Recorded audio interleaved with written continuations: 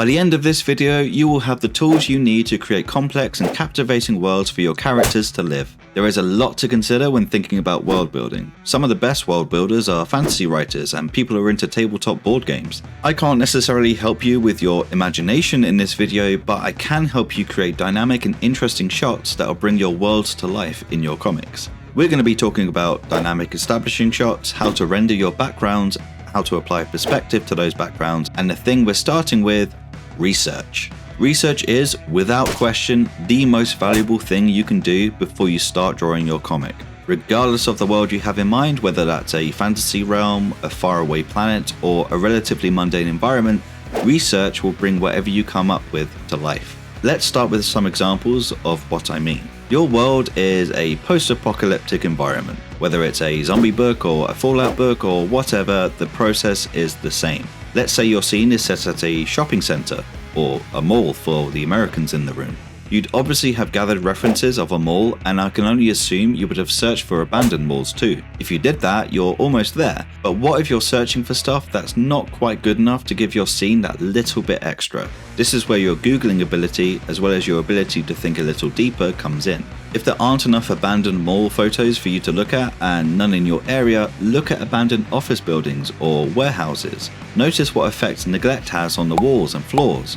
Notice what the debris looks like and use that knowledge to better inform your environments. But that's an easy example, right? We have malls here, so you could fairly easily find enough references of malls on their own. What about a world that doesn't actually exist, like in space?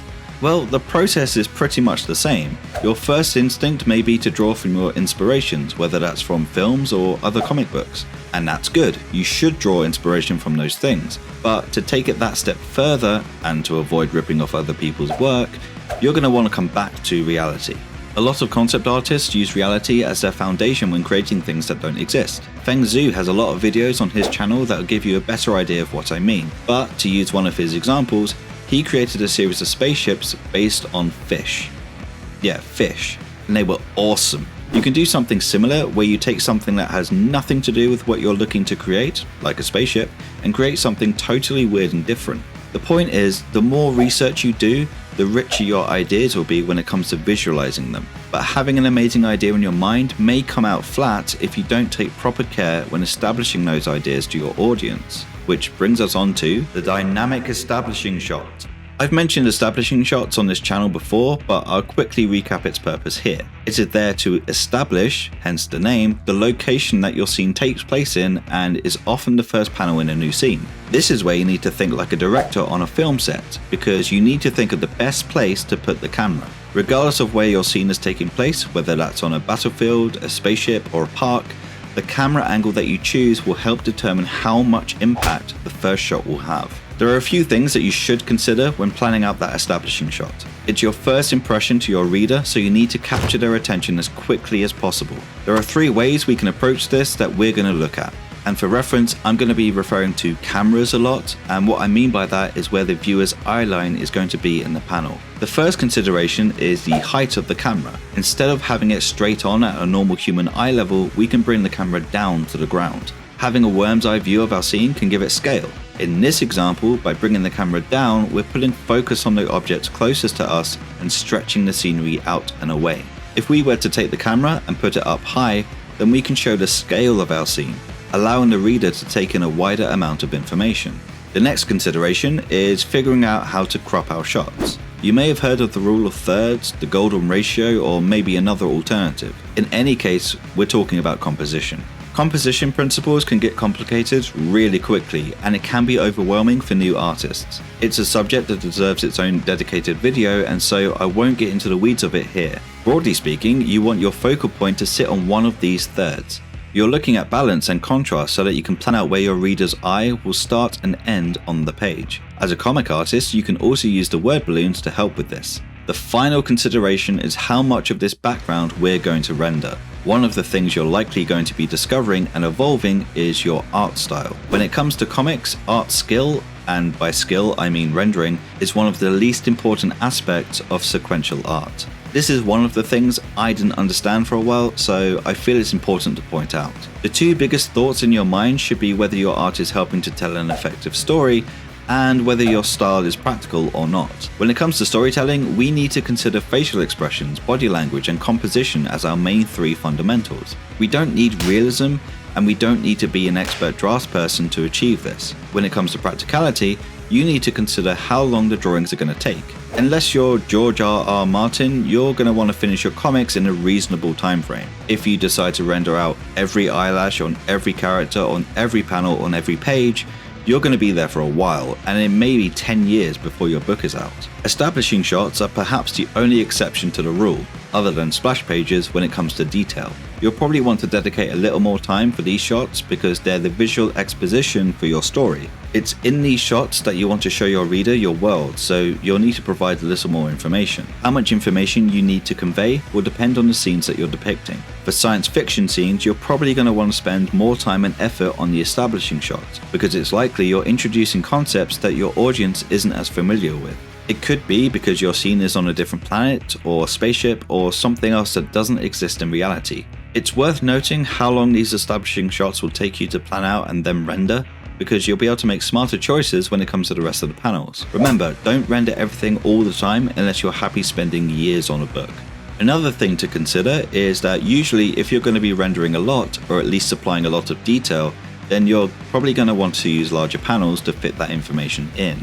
Otherwise, it may come out as just squiggly lines that nobody can understand. This isn't so bad if you're creating a 100-page graphic novel where you have plenty of page real estate to use up. But if your story is a one-shot 20-page book, then you may want to be more efficient when setting up your world so it doesn't get in the way of your story. Otherwise, you're creating a lore book that is just exposition and no story, which isn't ideal.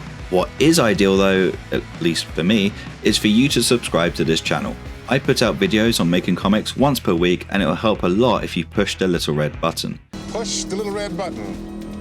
And you may want to put on a seatbelt. And now we're going to talk about the most useful tool to make our worlds make sense on the page: perspective. I've done a few videos on perspective on this channel before, including one on line weight, which can help create perspective in and of itself. But I'll be talking about the broad strokes of perspective here, so you don't need to watch those. Wait, what am I saying? Watch them all. Twice. Anyway, there are multiple ways of creating perspective in a panel. The first is contrast, or difference. If we draw two things next to each other and change their scale and positioning, we can connect the dots and create distance between them. For example, if we have a character here and a house here, then we can make a fair assumption that most people know roughly how big they should be relative to each other. Not many people are bigger than houses, right? So if the person is as big or bigger than the house, then we can assume the house is further away. This creates a sense of depth and perspective. Another way to create perspective is through the atmosphere. For painters or colorists, they may employ more blues or desaturated colors for objects in the distance because that's how the atmosphere works, especially outdoors. Science! But for line artists, we can achieve something similar with line thickness. Generally speaking, if one object has thicker lines and another object has thinner lines, we interpret that as one being closer than the other. You should instinctively know which one I'm referring to. These two examples are for individual elements within the scene. To bring everything together and to make sure everything is consistent, we need perspective grids. It was this object, by the way. What perspective grids do is to ensure that everything is where it needs to be relative to other objects in the scene. We need our cars to be planted on the road, we need the roads themselves to be the same thickness, and the buildings need to have some space between them where applicable. The perspective grid is the ultimate problem solver to all of these things, but some people find that it can interfere with their creativity, and I hear that. Luckily, there's a solution to that too. The first step is to disregard perspective grids initially. Plan out your scene without being burdened by the maths of it all, and let your creativity flourish. Once you've got all the parts in place, then it's time to bring perspective back in to make it all make sense. By the way, if you want some free perspective grids, I made some on my site that you can download and use. Link is in the description. The burden of world building is initially on the writer's shoulders. They are responsible for the schematics of the universe they are creating, which they then hand over to the artist. It is then the artist's responsibility to breathe life into the world and create the best visuals to represent it. Doing your research, understanding the power of establishing shots, rendering out what needs to be rendered, and applying consistent perspective will ensure that you have the tools to make that happen. I've been Brinkley, have fun drawing, and I'll see you in the next one.